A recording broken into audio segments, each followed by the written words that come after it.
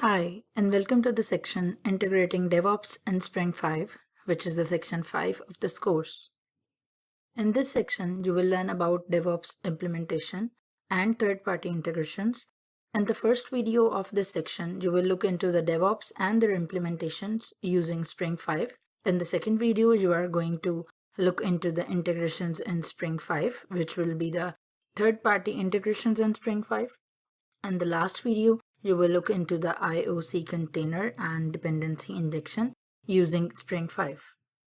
The title of this video is Diving into DevOps in Spring 5. In this video, first you will have an introduction of DevOps in Spring 5.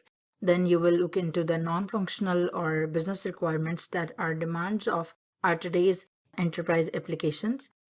Lastly, we will discuss what Spring 5 provides us to meet those functional requirements and what are the endpoints for those requirements. At first, let's discuss why is there need for DevOps.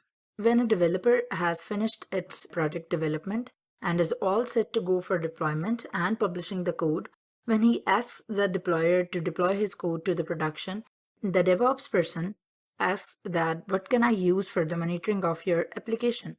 At that point of time, the developer comes to think that he has done all the required configuration, but still, he is not able to deploy his code.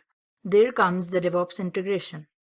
In the enterprise applications, there is a need to break down silo, where business units operate as individual entities within the enterprise, where management, processes, and informations are guarded.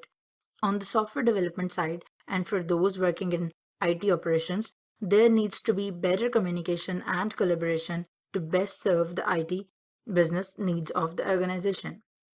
There needs to be better communication and collaboration to best serve the IT business needs of the organization.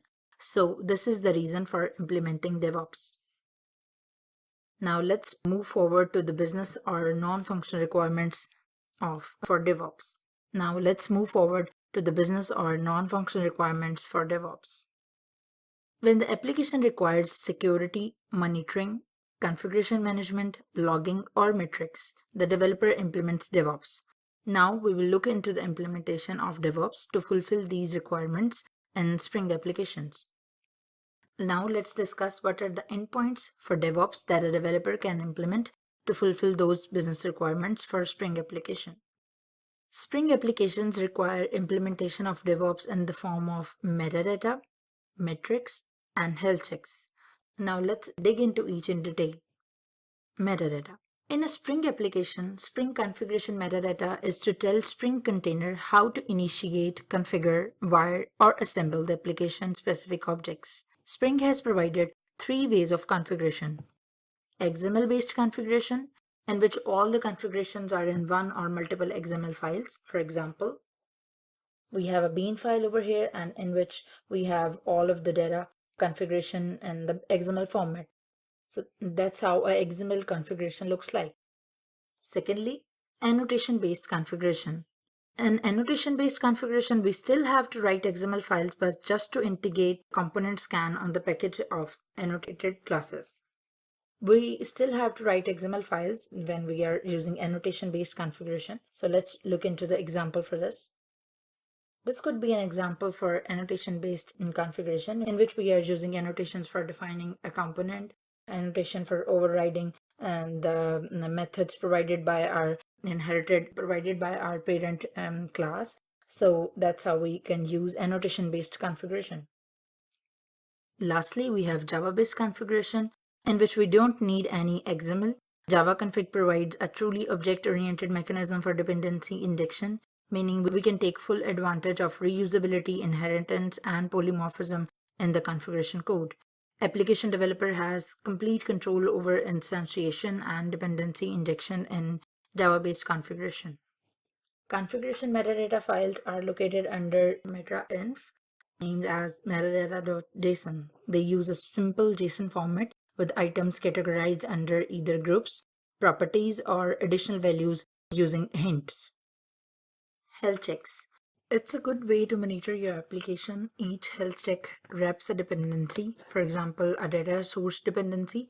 Each check returns a health object with the status up, down, unknown, or out of service, possibly with some details. The endpoint for health checks in Spring application is /health, which aggregates all checks. Health are objects which are serialized in JSON. So let's look into an example. In our example, I have already started Gradle. I'm using Gradle, and I've already started my Gradle Spring Boot application. I have customized my local host to the 9001 port, and I'm using actuator /health endpoint for checking the health of my Spring Boot application. And when I hit this URL, it returns a serialized JSON format, which is telling us for now that the status of our application is up right now. So that's how and the deployer can check health of your application.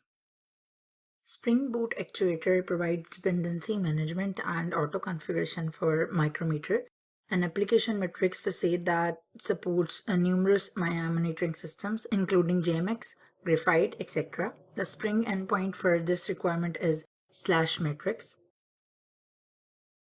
You can look into the metrics of your application using Spring Actuator using this endpoint. Spring provides a RESTful endpoints for application management and delivery in production environment using Spring Actuator. Spring Boot's module Actuator allows you to monitor and manage application usage in production environment without coding and configuration for any of them. These monitoring and management information is exposed via REST-like endpoint URLs, just like we have looked into one of them. This is one of the REST endpoint that Spring Actuator provides us /health. So let's look into the code example. Here, this is our Spring Actuator application's pom.xml file in which we are defining Maven dependency of Spring Boot Starter Actuator, which provides us all of the REST endpoints, and this is for the monitoring of our application in production environment. So that's the pom.xml file, and we have a controller for our request mapping /hello world to a say hello method. Don't forget about it, whatever it is. Just look into that's our boot application in which we have defined Spring Boot test that's gonna just run a test application for our local port. Customize some of the actuator endpoints in my application. Here we have defined should return 200 when sending request to the controller. So if we had local hash on my port number, for example, now 9001 /hello world, this is going to return a message of 200 status. This is another actuator endpoint which I have customized in my application. Actuator /info. If we hit this, we are going to get the status code 200 as well. So these are the two customized endpoints that I have created for my Spring Actuator application. So that's how the Spring Actuator works. It provides us RESTful endpoints, and we can customize endpoints in our application as well.